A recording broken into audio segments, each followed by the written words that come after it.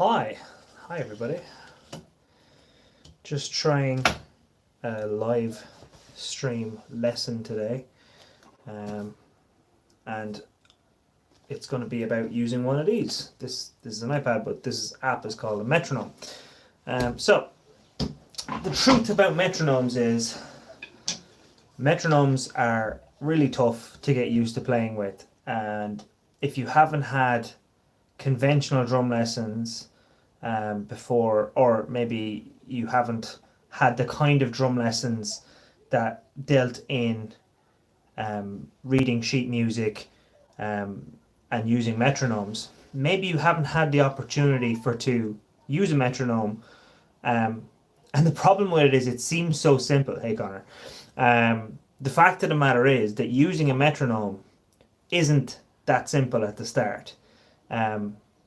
And that's important that you realize that.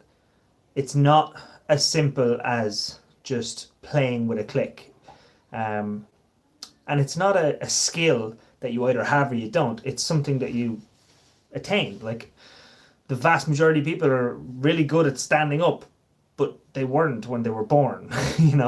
It takes an awful lot of practice to get good at that. Now, it doesn't take an awful lot of practice to get good at a metronome, but it does take an understanding that it's a step-by-step process. And I don't hear a whole lot of people talking about the steps that are involved. So what is the step-by-step process of using a metronome? Well, I'm going to use this metronome, but you can use any. And there's a piece that was open from a lesson earlier on in the week, Come Together by the Beatles. And it's not a bad example of something that you might try to use a metronome with, just because it's using a lot of triplets. So maybe I don't know the song that well and I'm trying to take the rhythm off of the page, and when I'm playing it I'm out of time. Well, the metronome's going to help me lock in my timing really, really easily. So the first thing to note is the goal tempo is not the speed you need to set your metronome at the start. When you're starting out using a metronome, you want to already be able to make your way through the phrase you're trying to practice. Okay, so if we're going to do Come Together by the Beatles, I'll just stick this on the stand here. The opening section is one and then a triplet and an and of two, so triplet and then triplet semiquavers on the second rack tom, triplet, and then a triplet semiquavers on the floor tom, triplet, and then and for the second half of four. So it is what it is. It's kind of all over the place. And let's just assume that the best I can do is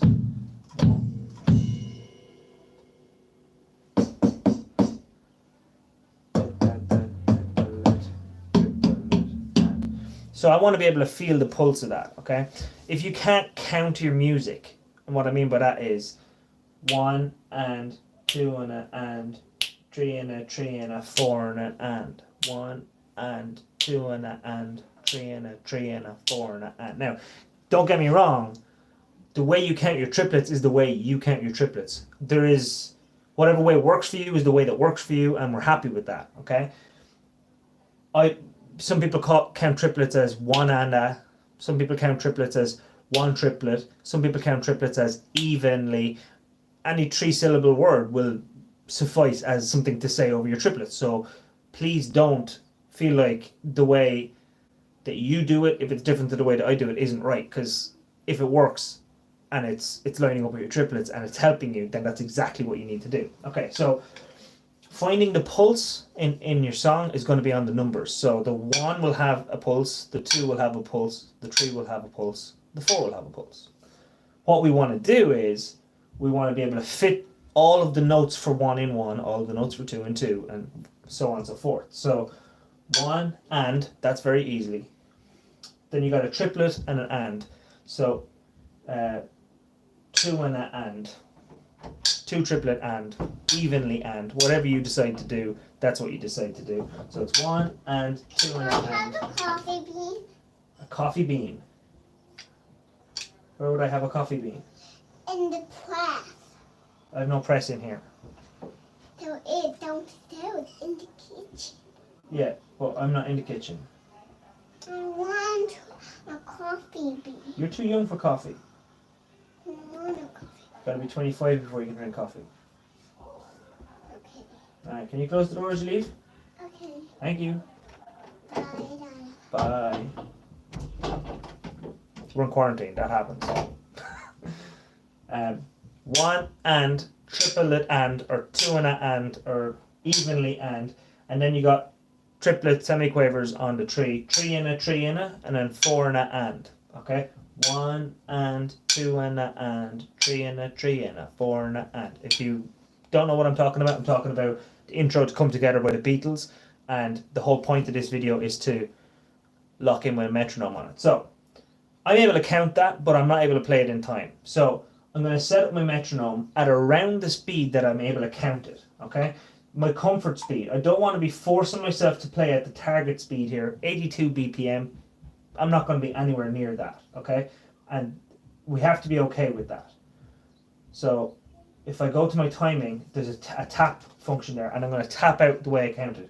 One and, two and, three and, four and. So I'm literally on 40 BPM on my count. Coffee bean? Can you let me do my video, please? Can I have Excuse me. coffee bean? Excuse me, I'm doing a video. I need you to let me do it. But who is on the video? Nobody, I'm talking to myself. Then turn it on. Should I turn it off? Because yeah. No. They're saying yes. They're saying keep going. Alright, you gotta go now, please.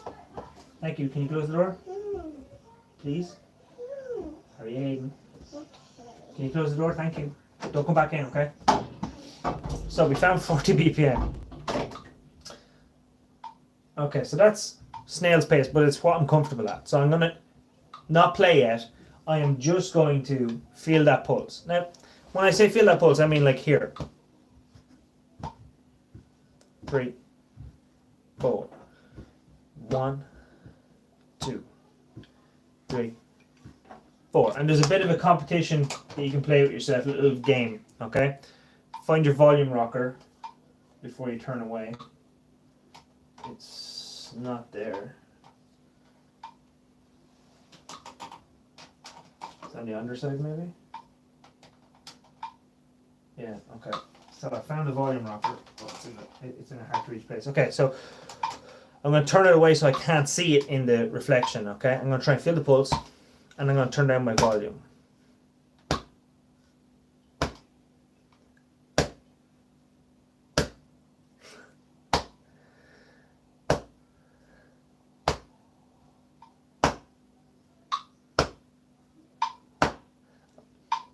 I'm way off.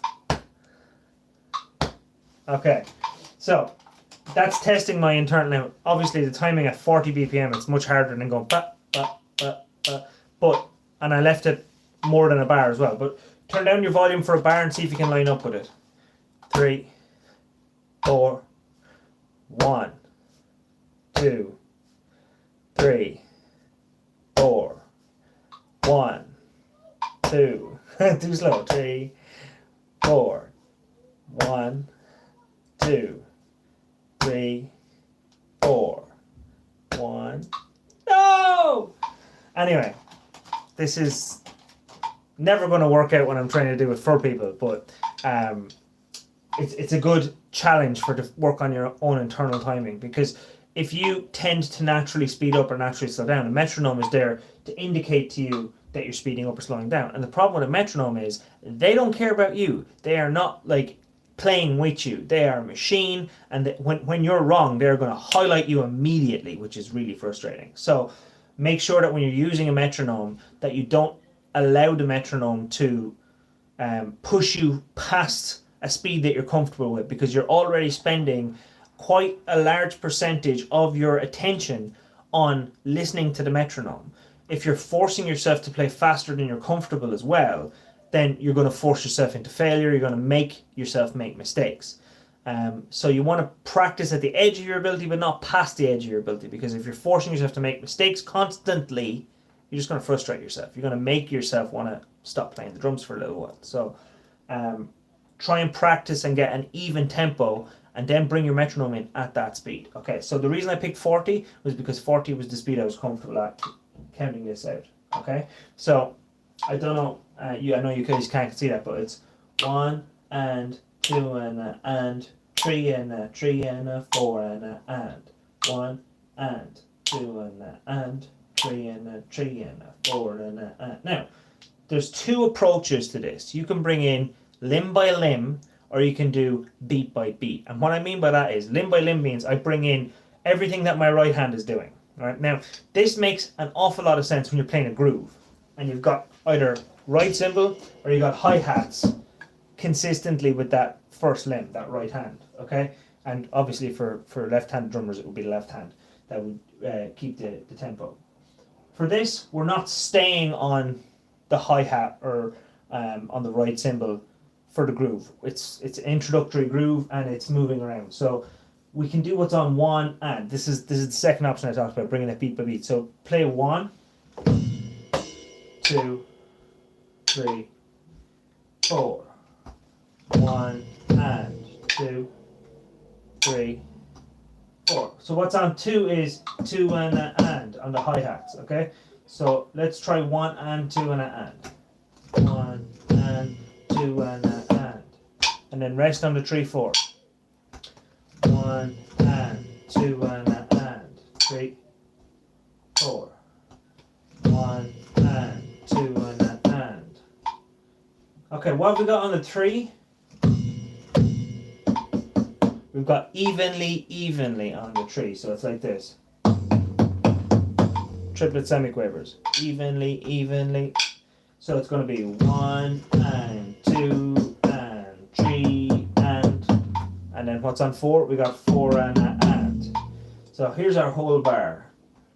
4, ready, go. 1 and 2 and 3 and 4 and 1 and 2 and 3, 4 and 1 and 2 and 3, 4, 1 and 2 and 3, 4, 4.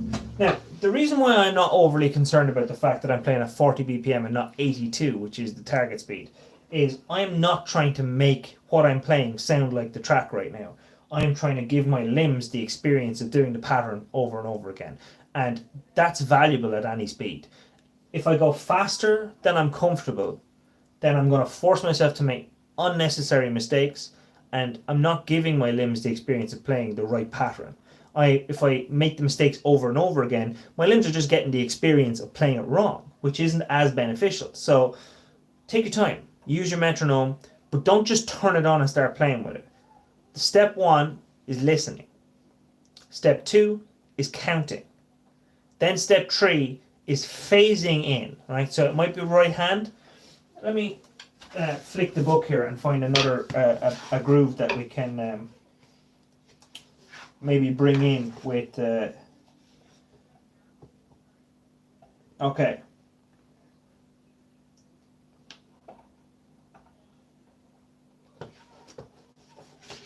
I should have picked something out. Here's one from Van Halen's Jump. We can do the pre-chorus, which is bar 25. If you've done the groove through the Trinity rock and pop syllabus, it's on grade 4, and it's quite tricky. The pattern from bar 25 in the pre-chorus. The goal tempo on this is 126. So let's see if we can count it out first. So we've got a crotchet, so all of 1, then quavers 2 and, then 3 and then 4. So the counting on it is not that hard. 1, 2 and 3 and 4. The next bar, 1 and 2 and 3 and 4 and. So it's all counted as quavers.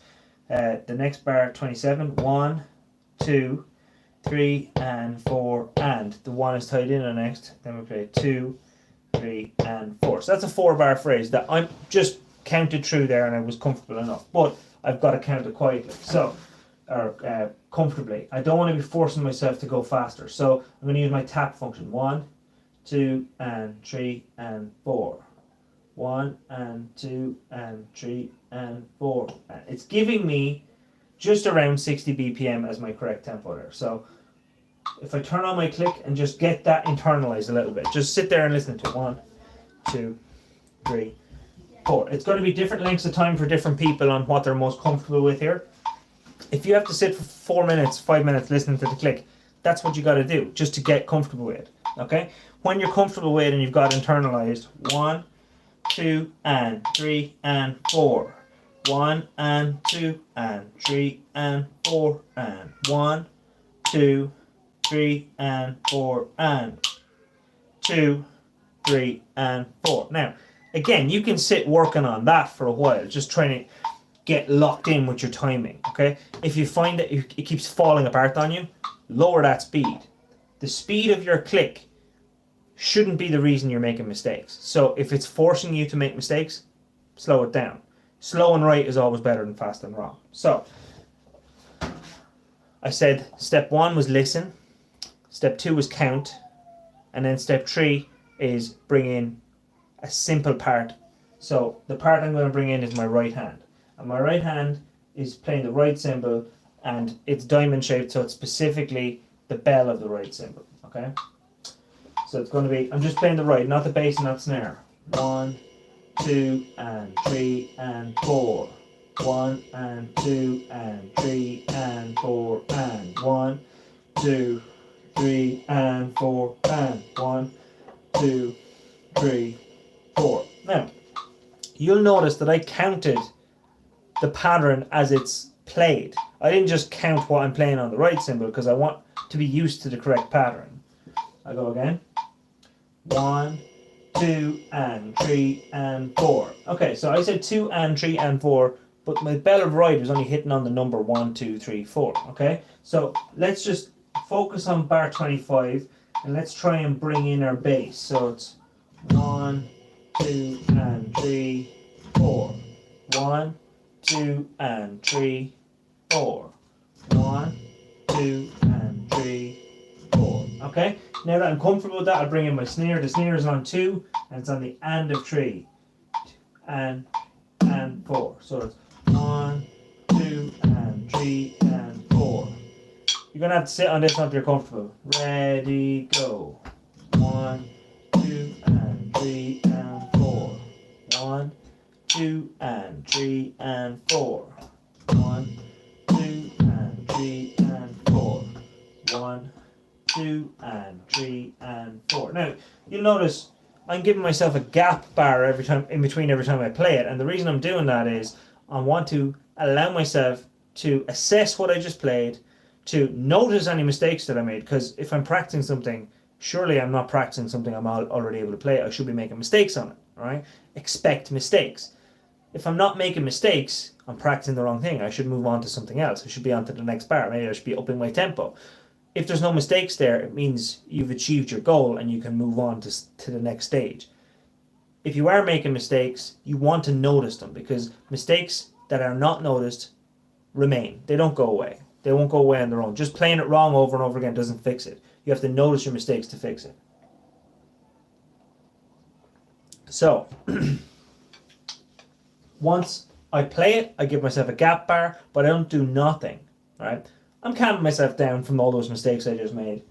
I'm also counting, and I'm counting the rhythm as it's written so that I can continue to hear the pattern correctly. Especially if I played it wrong, I want to give myself 100% of my attention on my counting, so my counting is definitely right, and now I can try and get that playing to sound the same as the counting. Okay? 1, 2, and 3, and 4. Okay? On the second bar, bar 26, it's going to be 1, 2, 3, and 4, and on the right cymbal, on the bell of the right cymbal. 1, 2, 3, and 4, and. Okay? To bring in the bass drum, still no snare, just the bass drum. 1, and 2, and 3, and 4, and 1, and 2, and 3, and 4, and.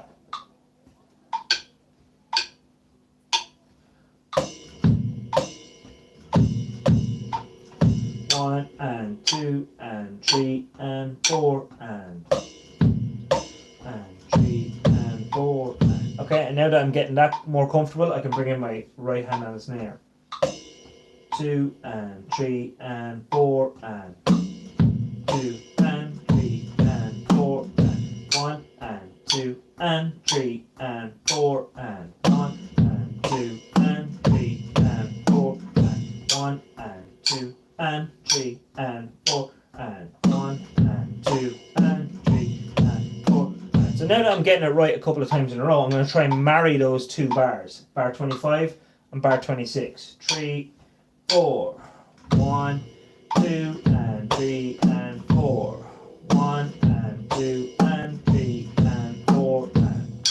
Okay, let's go again from 25. Ready, go.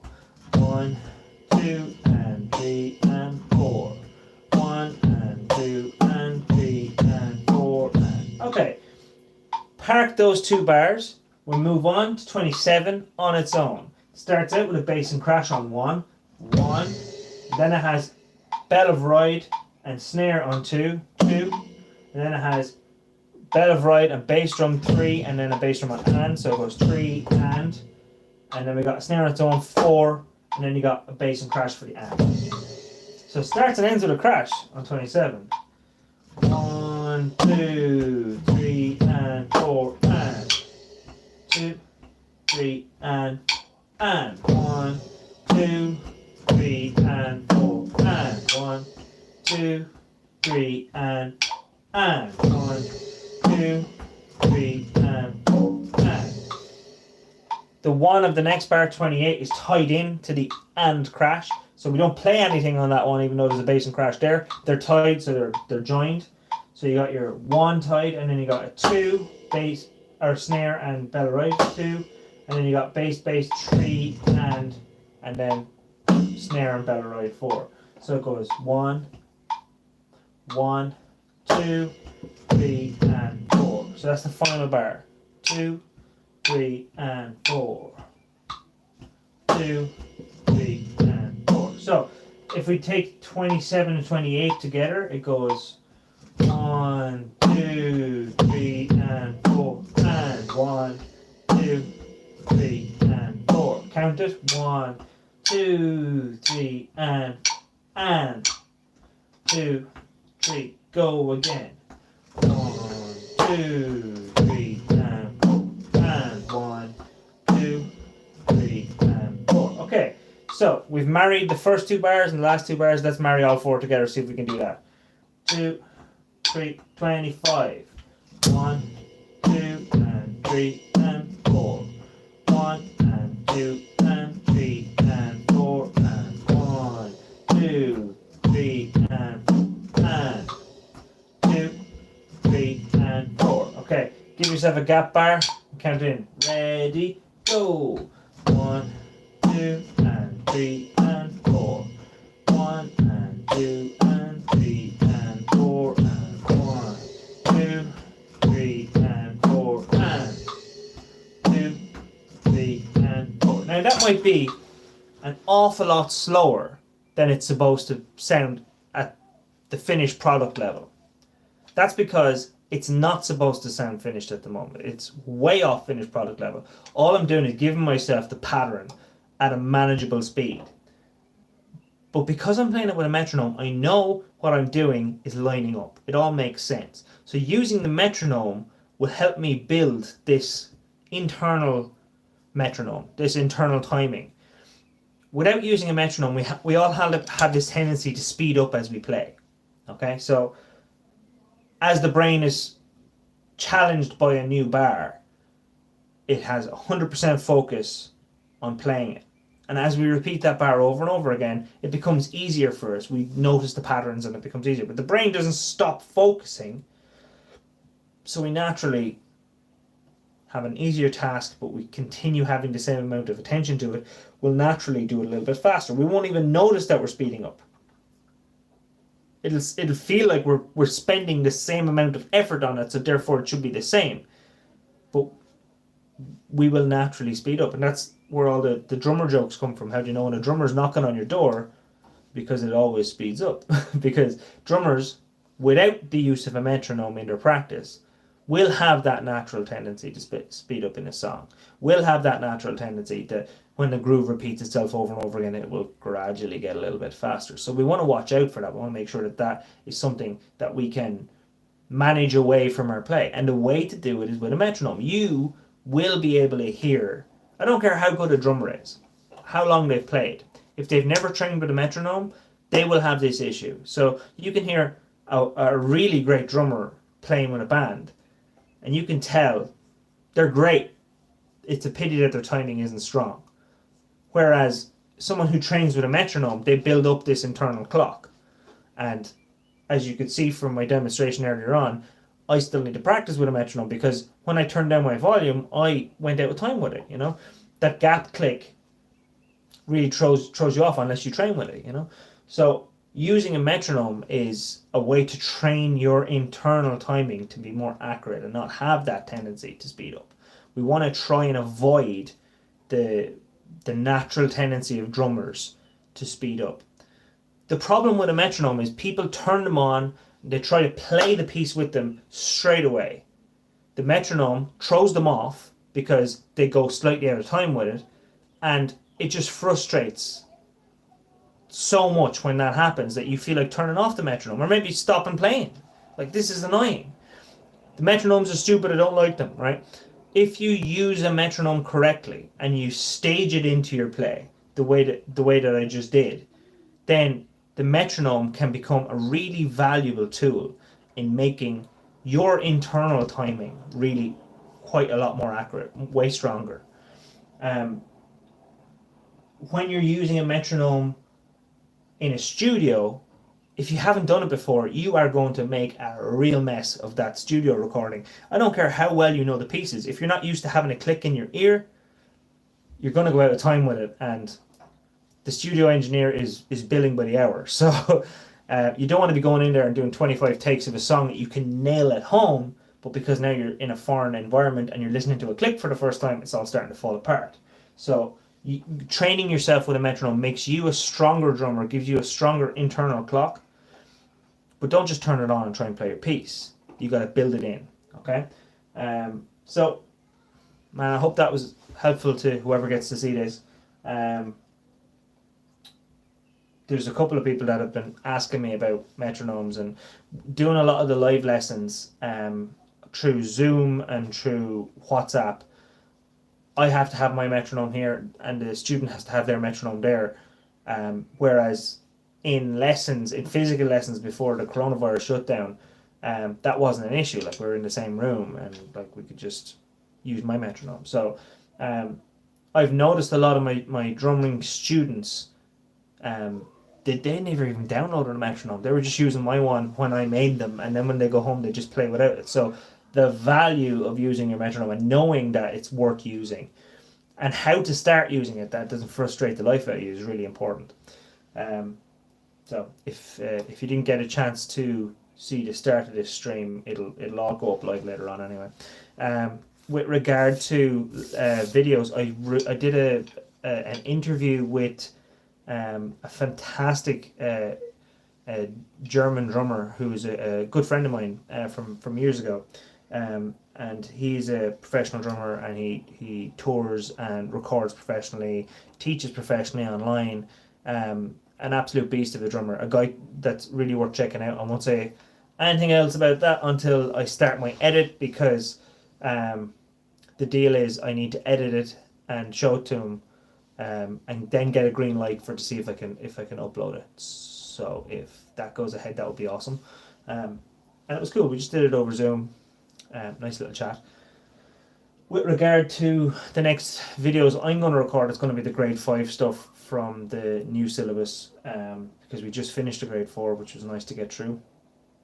I haven't looked at it yet, but I do hope that I'll be able to practice through the first piece in the grade 5 and record it this week. I have got the recording software looked at by a very talented sound engineer friend of mine, and he has looked at the setup I had, and he's adjusted some of the settings for me, So hopefully I'll be able to actually record a drum sound, which would be sweet. I really look forward to maybe getting that sorted out. Okay, I'm going to leave it at that. Thanks for tuning in. And I will, hopefully on Saturday I'll have a video up for the new syllabus. If you guys have any requests for videos or content to do, this was a request. Someone was asking me about their countdowns. Yeah, this is just a little trial experiment to see if there's any interest in stuff like this. I don't know if there's any interest in the lessons I'm doing at all, but I enjoy doing them. It keeps me sharp. It gives me a reason for recording a lot of the pieces, and then my students get to use those pieces. So that's quite good. Anyway, I'll cut it there because someone's clearly trying to come in the door. See you later on.